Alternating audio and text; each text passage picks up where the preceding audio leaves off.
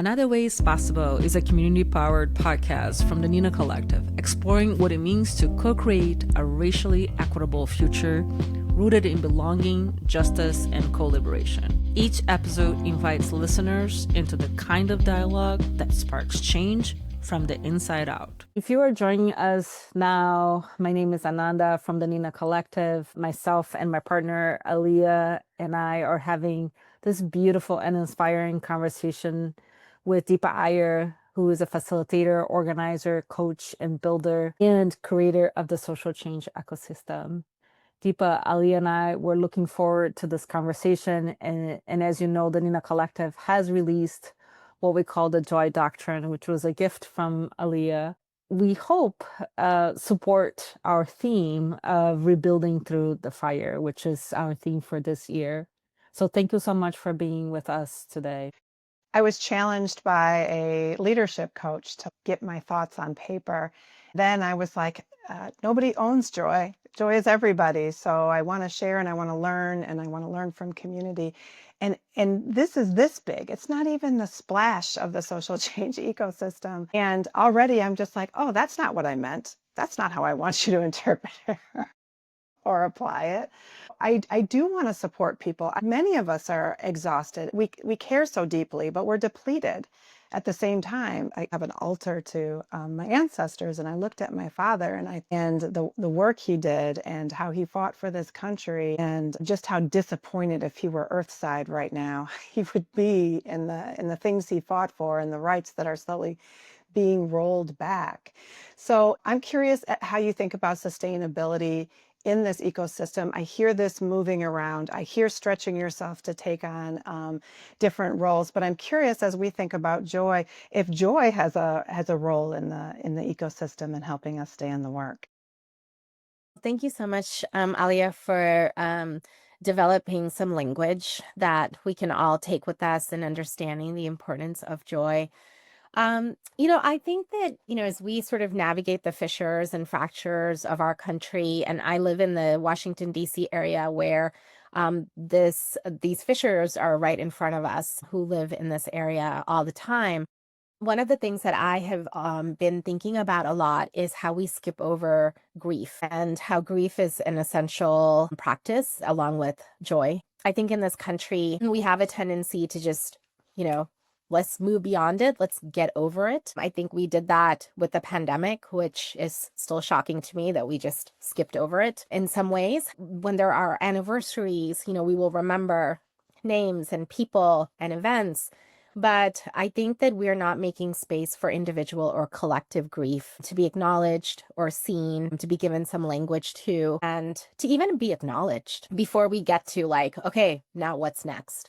And so I think that with the framework that I'm sharing here, part of how we actually start the framework is around our sacred values and also what our goals are as a community. And in order to even start that, you have to have a container where you're thinking about when we use a value like solidarity even, right? Before we can understand it, express it, or rebuilding, as you all have been talking about, I think it's so important to actually start with what is troubling us, what is weighing on our soul. How can we create some spaces to talk about that? We do a lot of things around healing circles, things like that. And I think that acknowledging grief is a huge part of it. Joy is also a big part of this, how we move through this time, this fractured nation that we're in. In terms of this framework, I see people engaging in joy all the time. And often that happens when they are in solidarity with each other, when there are connections being made, when there's a sense of recognition, familiarity, reconnection. I see it when folks are using this framework to map themselves, and then saying, Ananda brought this up earlier, I didn't know that you thought of me like that. That opens up some space for joy. So I think it's in community and solidarity where I see a lot of joy being expressed and shared. Thinking about role hoarding, how that can lead to folks not getting the skills and experience to carry the baton. I'm curious if you have any reflections or thoughts about that. I think that role hoarding is a really good way of talking about some of the dynamics that can happen in certain ways. The tendency to sometimes feel like a savior or a martyr can lead some of us to take on as many roles as possible. The push around perfectionism. I see this a lot, and I am one too, like with builders who are really focused on getting it right. We've got the task list. I'm delegating to people. I've got the spreadsheets. We've got it. I'm in the weeds. And builders tend to be the ones who will kind of say, I'll take a bunch of other roles. Not because they are trying to necessarily hoard, but there might be a sense of not trusting everyone else in the ecosystem or feeling like, well, I'm going to get it done faster, so I might as well just do it. All these tendencies we have when we work in teams. So saviorism is one reason, perfectionism is another, and third is urgency culture. So when we feel as though things have to be done tomorrow, then we tend to take on as many roles as possible. The fourth is around issues related to race, gender, and class. And one example I'll give you is I was recently doing a training for an organization, a local organization. And when we mapped the staff to understand the roles that folks were filling, we realized that all the folks who were men had identified as visionaries and storytellers, even if their titles were not like executive director. And those who were women or femme were saying that they were caregivers, healers, and builders. And it was an opportunity for us to take a look at the gender dynamics there.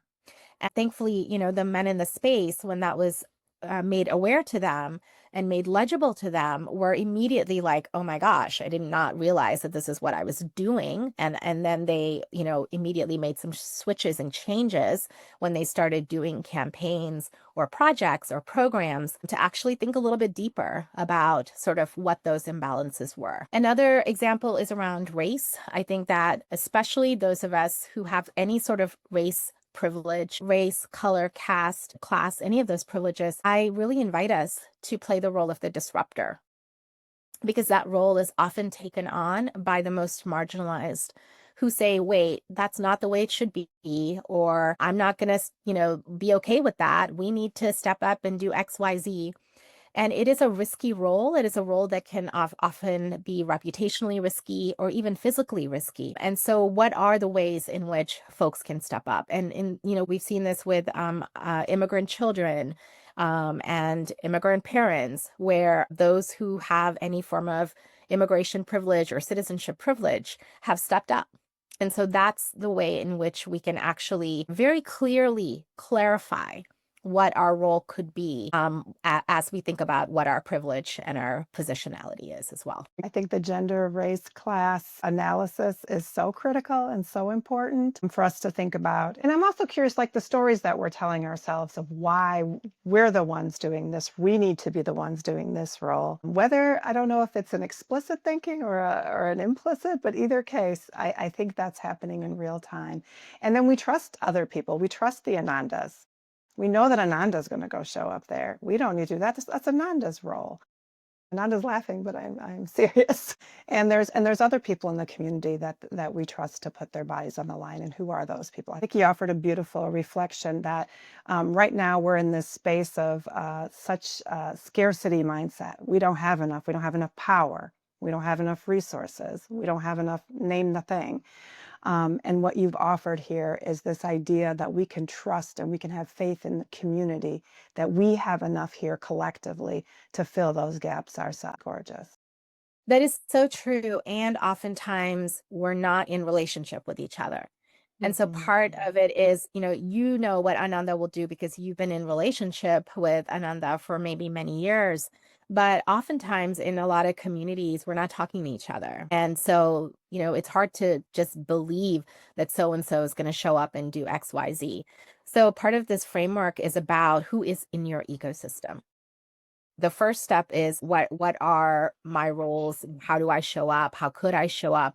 But then the next is, who am I in relationship with? And it's an opportunity to build connections with folks that we haven't built connections with before, find new folks to connect with, and really, be in relationship in real life with people, because that is how we also create the conditions for solidarity and trust, which is the key feature of solidarity practice. Yeah, Deepa, great appreciation for lifting up the liminal space of the ecosystem. One of the prompts is around like what role you want to step into and what needs to be, how to we shift. So the ecosystem has, in its nature, this thinking that like this is the role that you either perceive or played or asked to play. It doesn't need to be your entire, like, it doesn't need to be static. In fact, like, don't be static. I really appreciate that. I wanted to continue to pull the thread of trust because it came up on our conversation a few times. And the title of this conversation is Social Change Ecosystem: Rebuilding Solidarity Across Difference. In this moment, difference can feel like both a place of strength and also a place of great tension and conflict. And I remember being an undocumented person in the US when I heard about the Patriot Act, early 2000s, and really thinking about what does it mean for me as an immigrant, as an undocumented person in this country, when people are talking about patriotism without certain people because of who they look like or where they come from or what languages they speak, or whatnot.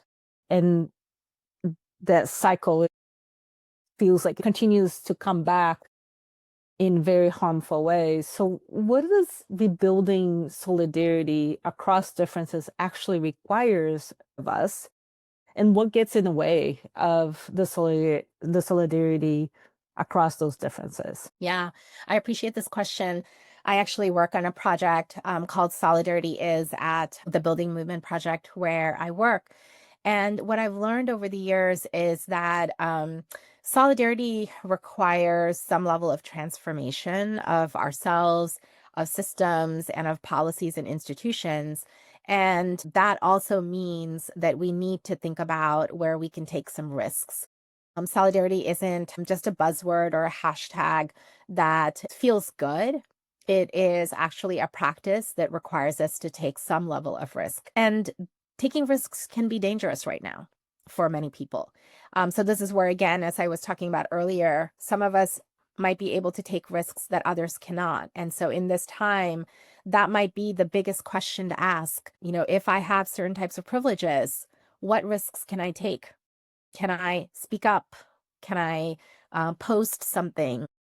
Can I share a report or an article? Can I show up to a rally or a protest time and again, over and again? So that's one way in which we can think about solidarity, that this is the opportunity, this is the time for us to think about what the risks are. We recently released something about different stances we can take to be in solidarity. So some of us might be able to demand, some of us might be able to actually deepen our values and our political analysis. Each of us can do different things in order to be in solidarity with each other. I know that we've talked a little bit about rebuilding. And I think that what I'm learning is that rebuilding isn't necessarily to return to or to reform, broken systems that don't work for us. It's really about what are the portals and opportunities for us to try out what it is that we want to see. In this time, are there new roles that are surfacing? What I've found is that there's one role that needs to be surfaced way more in order to support this rebuilding piece, and that's the role of the experimenter. And as I've gone around the country for years, I will tell you that that's the role that rarely shows up. People don't think of themselves as experimenters. Institutions don't think of themselves as experimenters. And I actually think that that's really where we need to lean in more right now. What are the tiny experiments, the pilot projects, I'm not sure, but we're going to try it out kinds of things that we can do? And then what do we learn from that? How do we course correct? How do we build on it if it works? I think that that's how we also kind of move through this time and bring in the world that we want to see through these portals and experiments. Oh, Deepa, the way you answered was very inspiring. For us, we have used the language around prototyping, which feels really connected to this experimenter. And for those of you that know Nina, you all know this is a prototype. It's been a 6 years prototype. That started as things were shutting down. Like we're opening doors literally as the country and the world were shutting down. And here we are. We're continuing to prototype, and we're having those conversations now with people that we have admired, that we have followed, that we have learned from. I'm deeply grateful, Deepa, for your mentorship, for your guidance, for believing that it was possible to have an Instagram account to be able to share your work with the world, and and also letting it go, because I think it is also hard when you're birthing something and fear and doubt comes in the way. So I deeply appreciate the opportunities to be in shared ecosystems are here, right? All the time with us. So lean into that. Deepa, final words. What do you want us to remember about rebuilding for this moment? I really want to acknowledge that so many of us feel this sense of grief, feel the sense of hopelessness, feel that they must play every role. I think more than anything, what I would say is that, and I try to practice this all the time, it's really tough, is to recognize when scarcity or urgency or fear, guilt, and shame come up. And when those energies come up inside of us, or they're in the space between us, to actually take the pause and to recognize that that is what is coming up, right? And then I think that awareness I learned from my own coaches and healers, the awareness will then mean that the next time around, we can then shift our attention to a different space, which is around, okay, what are 2 roles that I need to show up in right now? Who are the other people in the ecosystem that I could support? What is missing in our ecosystem right now? How do we do some checking in to make sure that the roles that we're playing actually benefit our ecosystem? And so then, and a lot of these questions that I'm saying are either in the book or they're even in some of these free worksheets. That is honestly the way that we stop repeating some of the cycles of the way in which sometimes we engage in this work, and can actually do some experimentation or some prototyping, as you said, to shift our attention and to come into greater alignment with each other. Thank you so much, Deepa, for being here. Thank you, everyone that joined us live. Thank you, everyone that's going to be listening to us and staying tuned for the podcast. Alia, final words. Final words of gratitude. I do have to say, we have a lot of beautiful conversations. I know you've mentioned, this thing has went viral, and we can see clearly why. This is going to be something that we're going to be thinking about, and the new ways of thinking about it and applying it, and the new tools that you're constantly bringing out. So this is an opportunity, folks, for us to practice what we preach. I felt something in my tummy about being channeled to step into roles I haven't been stepping into. And I hope that the folks here are walking away with something that they're committed to as well. Thank you, Alia. Thank you, Ananda. Thank you, everyone. Thank you so much, Deepa. Thank you, everyone, for being here with us, and stay tuned for more. Thanks for being here with us on Another Way is Possible. If something sparked in you today, an idea, a memory, a question, hold on to it. Share it. Let it ripple. This work is ongoing, and it's work we do better together.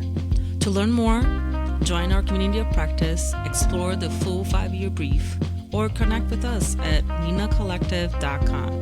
And if today's episode moved you, consider sharing with someone who needs a reminder that change is not only possible, it's already happening. Until next time, stay rooted, stay connected, and keep imagining another way is possible.